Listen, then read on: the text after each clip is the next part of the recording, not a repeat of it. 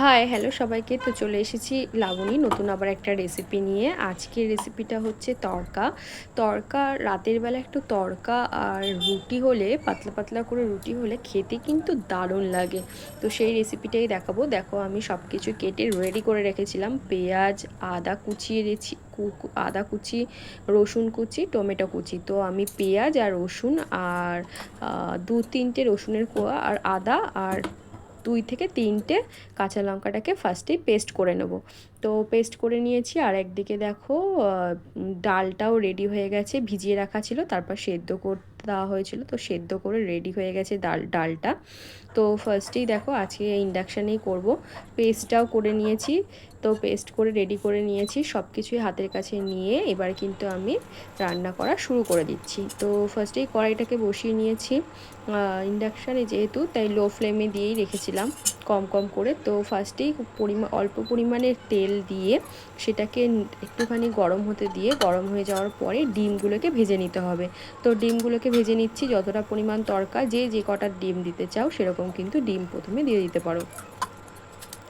তো কে করো আমি জানি না, আমি কিন্তু ডিম যখনই এরকমভাবে দিই, তো আমি কিন্তু হাত দিয়ে আবার মানে একটুখানি লেগে থাকলেও সেটা বের করে নিই, সেই রকম। তো ফার্স্টেই ডিমগুলোকে একটু ছোটো ছোটো করে ভেজে নিতে হবে, যতটা কুচি করা যায় ততটা।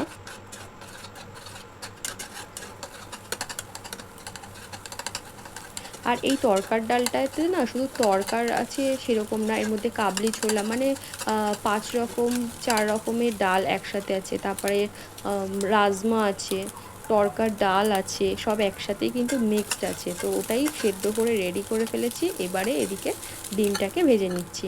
তো ডিমটাকে ভেজে তুলে নিতে হবে।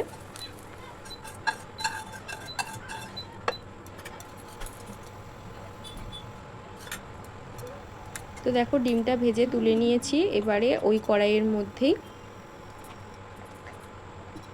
যতটা পরিমাণ অয়েল লাগবে ততটা পরিমাণ অয়েল, মাস্টার্ড অয়েলই দিয়েছি। তো এটাকে একটু গরম করতে হবে। একটু গরম হয়ে গেলেই এর মধ্যে দিয়ে দেব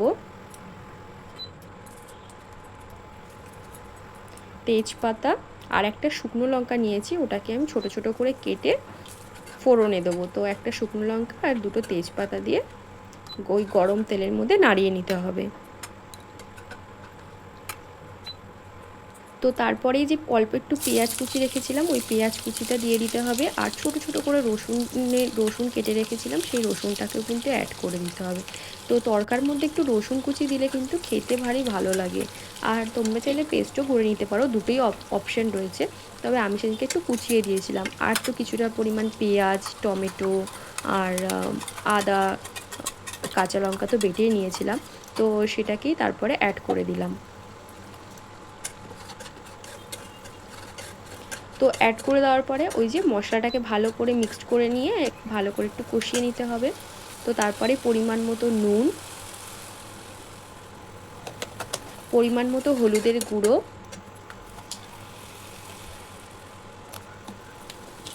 পরিমাণ মতো লঙ্কার গুঁড়ো,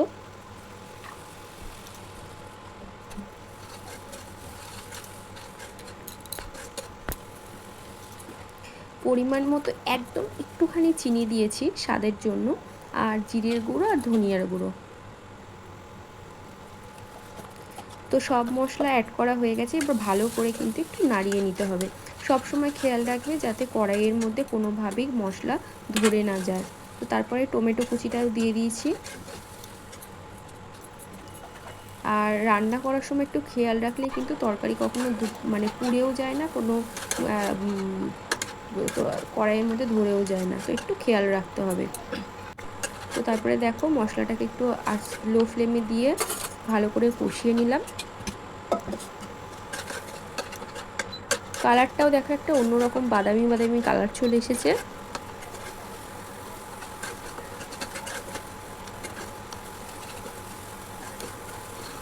তো বাদামি বাদামি কালার চলে আসার পরেই এবার আমি ওই যে তড়কার ডাল যেটা আমি সেদ্ধ করে রাখা হয়েছিল সেইটা কিন্তু ওর মধ্যে দিয়ে দিতে হবে। দেখো একটুও কিন্তু আমি জল ব্যবহার করিনি। তো যেহেতু সেদ্ধ করা তড়কার ডালটা ছিল, ওর মধ্যেই যতটা পরিমাণ জল ছিল সেটা দিয়েই কিন্তু হয়ে যাবে। তাই ওটা দিয়ে একটু ভালো করে নাড়াচাড়া করে নিতে হবে।